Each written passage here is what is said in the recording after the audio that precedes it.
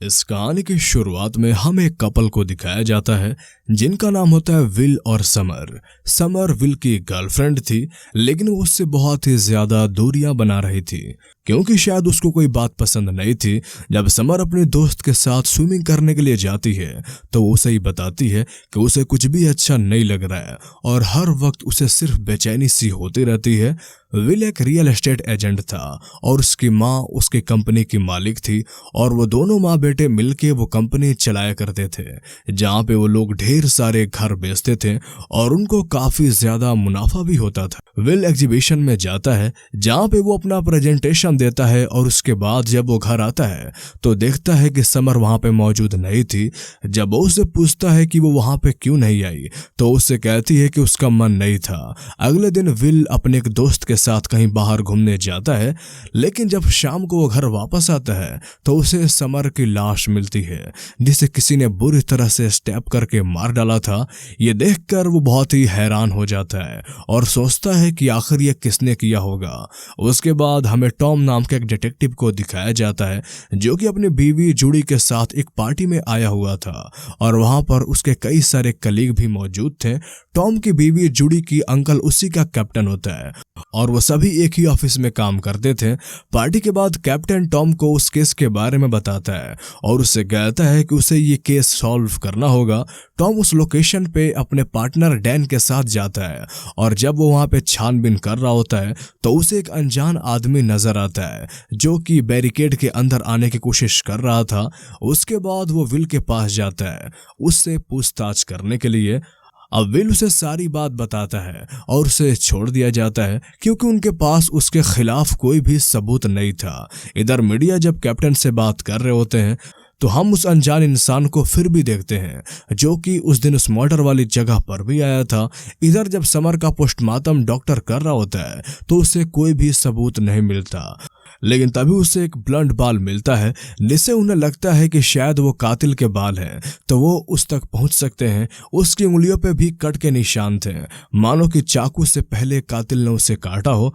इधर टॉन अब उस क्राइम लोकेशन की सीसीटीवी फुटेज चेक करता है तो उसे उसके अंदर एक पुरानी गाड़ी नजर आती है जो कत्ल के वक्त वहां से निकली थी। उसे लगता है कि यह जरूर उस कातिल की गाड़ी है, इसलिए वो अपने पार्टनर डैन से कहता है कि वो पता करे कि आखिर ये गाड़ी उन्हें कहां पर मिलेगी।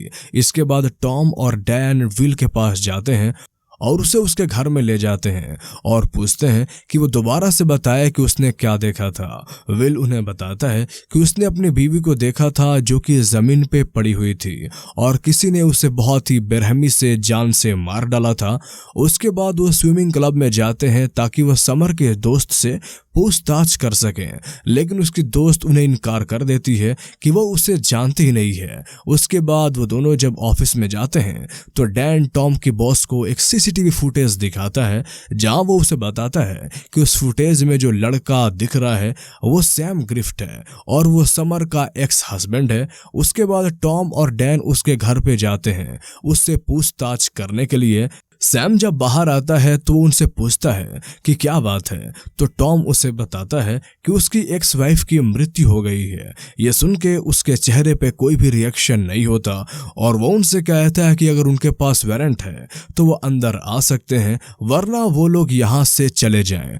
टॉम सुन के समझ जाता है कि शायद कुछ ना कुछ गड़बड़ है, लेकिन उनके पास कोई वारंट नहीं होता, इसलिए वो दोनों वहां से चले जाते हैं। अगले दिन टॉम विल ग्रेडी और उसकी मां के पास जाता है पूछताछ के लिए, जहां वो उन्हें बताता है कि समर जो भी प्रॉपर्टी बेचती थी उसमें कोई भी कमीशन क्यों नहीं लेती थी। उसकी मां उसे बताती है कि वो उनकी कंपनी के लिए वो कर रही थी और विल उससे बहुत जल्दी शादी करने वाला था, इसलिए वो कहती थी कि उसे कमीशन की जरूरत नहीं है क्योंकि आगे वो फैमिली बनने ही वाले हैं। टॉम और डैन को ये बात कुछ हजम नहीं होती क्योंकि वो जो कमीशन के पैसे थे वो बहुत ही ज्यादा थे और कोई भी उसे इतनी आसानी से नहीं छोड़ सकता था। रात को टॉम जब अपने घर पे होता है तो जूडी उसे बताती है कि उसके अंकल की तबीयत बहुत ही ज्यादा खराब हो गई है और आज जब वो नहा रहे थे तो वो बाथ टब से उठ भी नहीं पा रहे थे। ये सुनकर टॉम उससे कहता है कि ये बहुत ज्यादा बुरा हो रहा है क्योंकि उसके माता पिता ने जब उसे छोड़ दिया था तो उसके अंकल ने ही उसे पाल पोस कर बड़ा किया था और उसे पढ़ाया भी था, जिससे कि वो एक ईमानदार डिटेक्टिव बन पाया। इधर विल ग्रेडी के घर पे वही स्ट्रेंजर बंदा आता है जो कि उसे दरवाजा खोलने के लिए कहता है, और जब विल दरवाजा खोलता है तो वो उसे ढेर सारे लेटर्स देता है और उससे कहता है कि क्या उसने उसे पहचाना कि वो कौन है। तो विल उससे कहता है कि वो उसे नहीं जानता। वो उसे कहता है कि वो अपनी माँ को बुलाए, वो उसे जरूर जानती होगी। लेकिन जब विल की माँ वहां पर आती है तो वहां से वो भाग जाता है। अगली सुबह टॉम एक जगह पे जाता है जिसे समर ने बेच दिया था, और वो वहां पे जाके केयर टेकर से उसके बारे में पूछता है। तो केयर टेकर उससे कहता है कि उसने समर को कभी देखा ही नहीं है। उसके बाद टॉम अपने घर जाके अपनी बीवी को उस केस के बारे में बताता है। उसकी बीवी उस कार को देखकर कहती है कि ये कार उसके पास पहले हुआ करती थी, क्योंकि उसके पिता ने उसे ये गिफ्ट दी थी जब वो कॉलेज में गई थी। इधर विल जब समर के फ्यूनरल में होता है तो वहां पर वही बंदा आता है जो कि उसे देखकर भागने लगता है, और विल उसका पीछा करता है, लेकिन तभी वो बंदा अचानक गायब हो जाता है। उसके बाद विल टॉम के पास जाता है और उसे उस बंदे के बारे में बताता है। टॉम उससे कहता है कि वो चिंता ना करे, वो उसे संभाल लेगा। टॉम जब उस बंदे की तहकीकात करता है तो उसे पता चलता है कि उस बंदे का नाम इलाई फिलिप्स है। वो लोग इलाई फिलिप्स के घर जाते हैं उससे पूछताछ करने के लिए, और इलाई फिलिप्स उनसे कहता है कि उसे पता है कि ये कत्ल किसने किया है। अगर वो चाहे तो वो उन्हें बता सकता है। वो लोग जब उस बंदे का नाम पूछते हैं तो विल ग्रेडी का नाम लेता है, और उन लोगों को ये मजाक लगता है। तो वो उससे कहते हैं कि इतना झूठ कैसे बोल सकते हो। टॉम उससे कहता है कि वो विल के पास क्यों गया था और उसे थ्रेट क्यों किया था। वो विल उससे झूठ बोलता है कि वो वहां पे नहीं गया था। वो उससे कहता है कि विल बहुत ही शातिर है और वो चाहता है कि वो सलाखों के पीछे हो। उसके बाद वो लोग उसका सैंपल लेते हैं ताकि वो उसका डीएनए चेक कर सकें। रात को टॉम समर के दोस्त के पास जाता है और इस बारे में वो उन्हें सच बताती है। वो उससे कहती है कि समर बेशक विल के साथ थी, लेकिन फिर भी वो सैम से मिला करती थी और वो दोनों साथ में सोया भी करते थे। उससे पूछते हैं कि आखिर उसे ये बात कैसे पता। तो वो उनसे कहती है कि वही उसे हमेशा वहां पर लेकर जाती थी। वो पूछते हैं कि क्या समर कोई ड्रग्स से इवॉल्व थी। तो वो उससे कहती है कि उसे इस बारे में कुछ भी नहीं पता।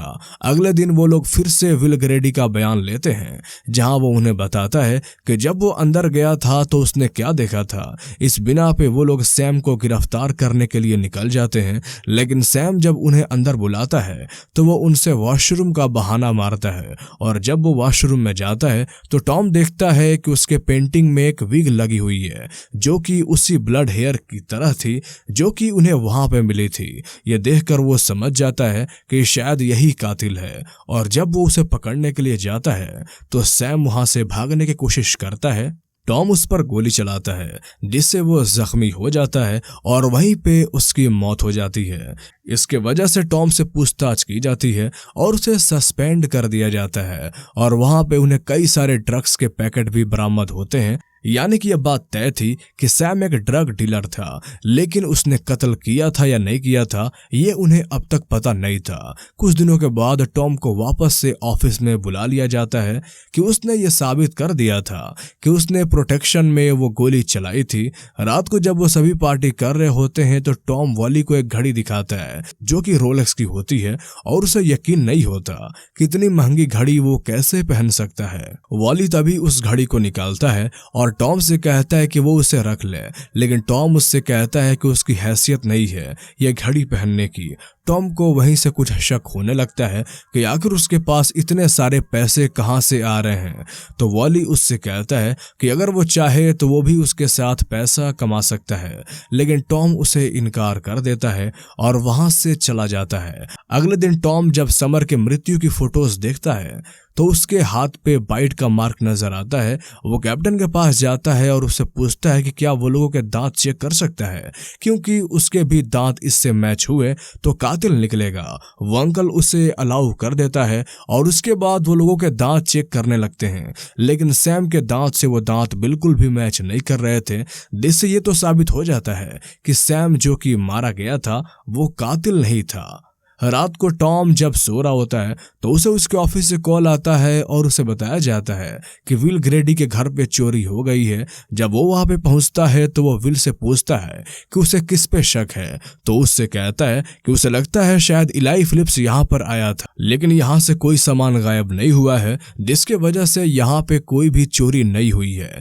इधर जूडी जब रात को घर में अकेली होती है तो उसके घर के अंदर से उसे कुछ अजीब आवाज आती है, मानो कोई घर के अंदर घुस गया हो। कुछ देर बाद टॉम जब अपने घर आता है तो देखता है कि उसके बीवी ने गन पॉइंट पे किसी को रखा हुआ है और वो लड़का कोई और नहीं बल्कि इलाई फिलिप्स था, जो कि टॉम से कहता है कि वो यहाँ पे सिर्फ उससे मिलने के लिए आया था, लेकिन उसकी बीवी ने उसे हॉस्टेस बना के रख दिया।